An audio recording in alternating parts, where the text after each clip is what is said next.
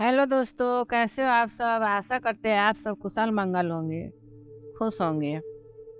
आइए मैं आपको शिव पुराण की एक कथा सुनाती हूँ। चंद्रमा को शाप से मुक्ति।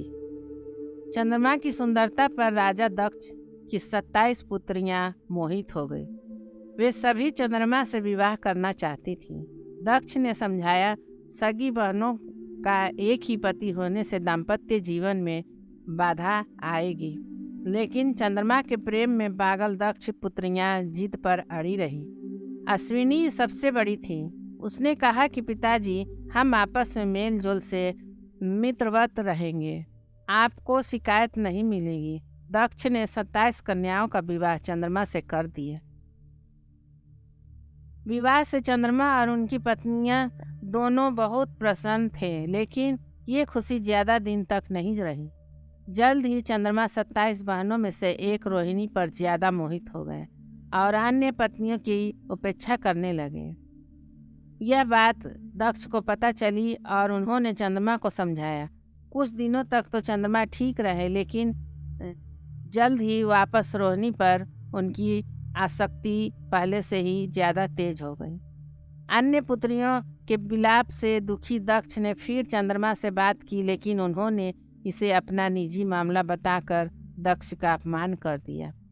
दक्ष प्रजापति थे, कोई देवता भी उनका अनादर नहीं करता था। क्रोधित होकर उन्होंने चंद्रमा को श्राप दिया कि तुम 6 रोगों के मरीज हो जाओगे। दक्ष के शाप से चंद्रमा 6 रोग से ग्रस्त होकर धूमिल हो गए। उनकी चमक समाप्त हो गई। पृथ्वी की गति बिगड़ने लगी। परेशान ऋषि मुनि और देवता भगवान ब्रह्मा की शरण में गए। ब्रह्मा दक्ष के पिता थे, लेकिन दक्ष के शाप को समाप्त कर पाना उनके वश में नहीं था। उन्होंने देवताओं को शिव जी के शरण में जाने का सुझाव दिया। ब्रह्मा ने कहा, चंद्रदेव भगवान शिव को तप से प्रसन्न करें।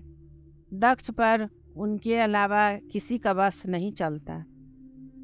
ब्रह्मा की सलाह पर चंद्रमा ने शिवलिंग बनाकर घोर तप आरंभ किया। महादेव प्रसन्न हुए और चंद्रमा से वरदान मांगने को कहा।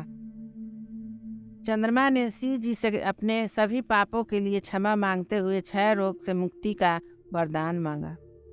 भगवान शिव ने कहा कि तुम्हें जिसने शाप दिया है वह कोई साधारण व्यक्ति नहीं है। उसके शाप को समाप्त करना संभव नहीं, फिर भी मैं तुम्हारे लिए कुछ करूँगा जरूर।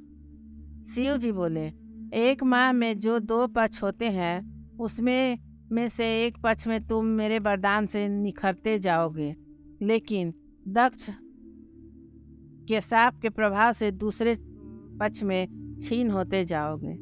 शिव के वरदान से चंद्रमा शुक्ल पक्ष में तेजस्वी रहते हैं और कृष्ण पक्ष में धूमिल हो जाते हैं।